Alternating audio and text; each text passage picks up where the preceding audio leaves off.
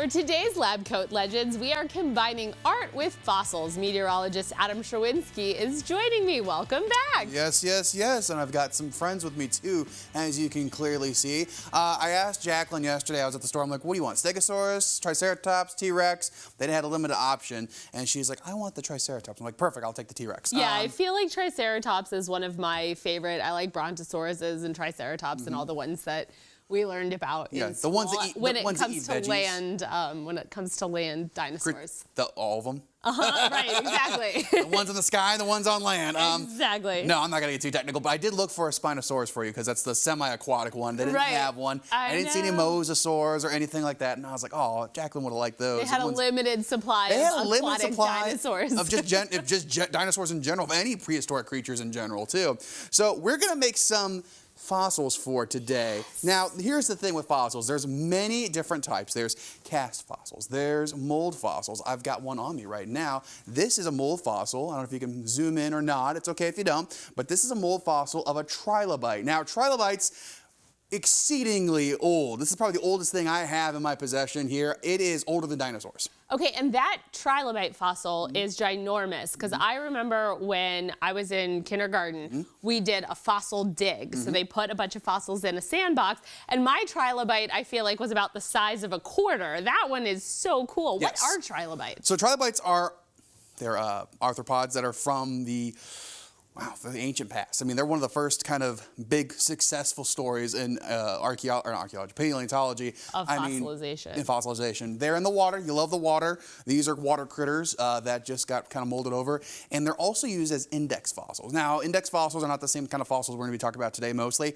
Index fossils say, okay, we know that these animals are from this specific time period. If we find something new, we get a general idea of what time period that's in. So if I see something with trilobites in it, like, hey, there's trilobites here, and they're very common for fossils. I mean, they're all over the place. You can probably go buy one online if you wanted to. You can see them in your local museums. There's probably some, even in some spots of central Illinois, probably have a few, but they're very common. But we use these to go, okay, that trilobite is from this specific era.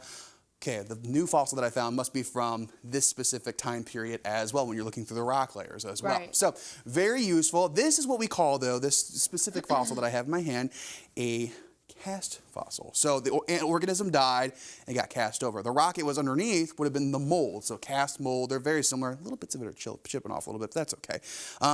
Yeah, this fossil is I got this in Alaska this past summer. So I'm gonna put them back before I do more damage. Fossil souvenir. Yes. So today we're gonna be using things that you might already have at home, some supplies that you might need to gather. So we have our dinosaurs to make our fossils. Yes. We have glue, which we are doing this with Elmer's craft glue, but you can also do it with hot glue. Hot glue, plaster. You could probably even do this with Play-Doh, and you could probably even do it with just itself as the clay. And then we have bake it. And we have the clay, and then we also have this sort of gooier, lighter modeling clay, but it sticks to stuff a little bit. I did. What kind of fossil is it when I put it over the dinosaur scales? So go ahead and put it over the scales of that Triceratops there, right? Well, I did, and that's kind of what it came out as. You can get skin impressions from certain fossils as well, depending on what kind of sediment it is and what kind of animal it is.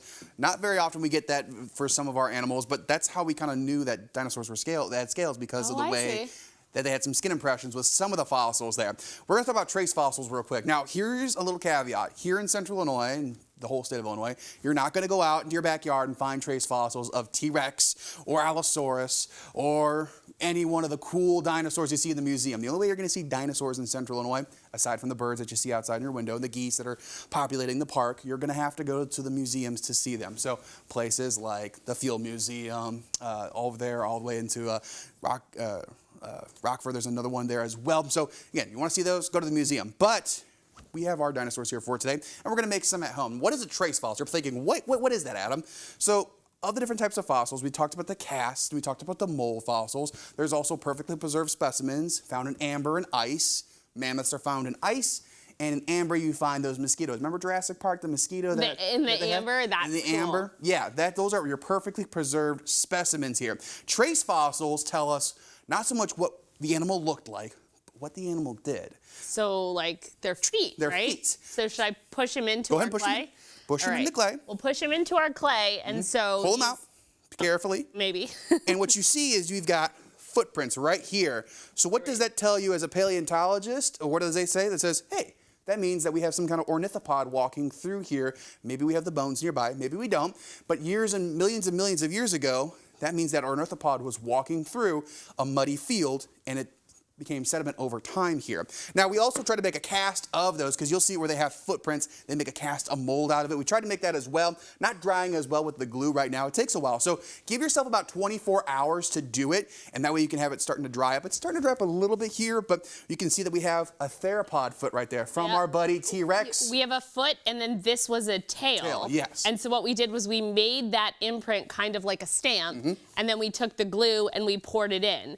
Now, in about 24 hours, it'll be totally dry, and we'll be able to you can pull it out and pop keep it. those out and keep your fossil souvenir. And you're probably thinking, okay, who cares about dinosaurs' footprints or mammoth footprints? Why is that important in paleontology? It's important because it tells us how it lives. Not only do we have footprints as trace fossils, but burrows and nests. Not so much the eggs in the nest, but the nests. That tells us that these dinosaurs laid eggs.